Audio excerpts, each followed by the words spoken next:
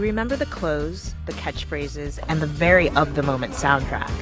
But the legacy of Clueless is way bigger than its influence on fashion and mid-90s lingo. 20 years later, it stands as the quintessential teen movie adaptation of the lit classic, the film that many others have tried to replicate, but few have managed to match. For those somehow not in the know, Amy Heckerling's whimsical tale is an adaptation of Jane Austen's Emma. Valley girl Cher Horowitz stands in for the novelist's eponymous protagonist as a rich, spoiled, yet charming high schooler with a passion for matchmaking and an utter lack of self-awareness. Obviously, that potent combination of character traits gets Cher into trouble. Boy, they came out of nowhere. And as she navigates the tricky social rungs of high school, her misadventures loosely mirror Emma's. Yet Clueless doesn't feel bound to its inspiration either. Heckerling's colorfully written and executed characters stand out fully on their own, and the movie effortlessly incorporates some of the familiar tropes of the teen movies that came before it. Take the way the 19th century English hierarchy is transplanted to 90s Beverly Hills. Cher and Dion are obsessed with maintaining a sophisticated social status, not unlike Emma. I don't know why Dion's going out with a high school boy. They're like dogs. But those preoccupations are more appropriate for modern-day teenage girls. Designer clothes, the hottest new cars that you can't even legally drive yet, losing or hanging on to your virginity. I am just not interested in doing it until I find the right person. You see how picky I am about my shoes, and they only go on my feet. Clueless punctuates these class markers with light, playful jabs at the young, wealthy, and self-absorbed.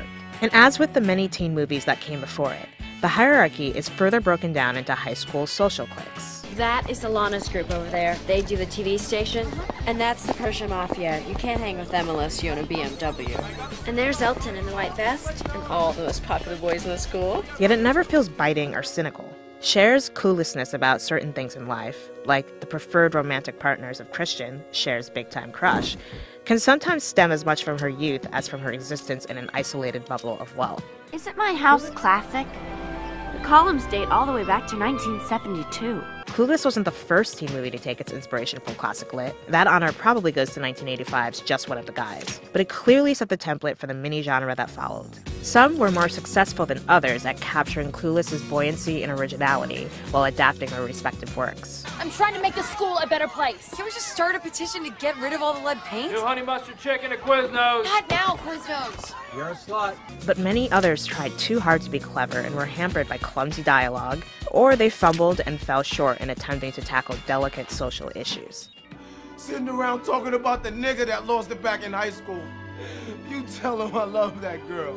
And even when they were so bad, they were still deliciously fun. One can hardly call them good.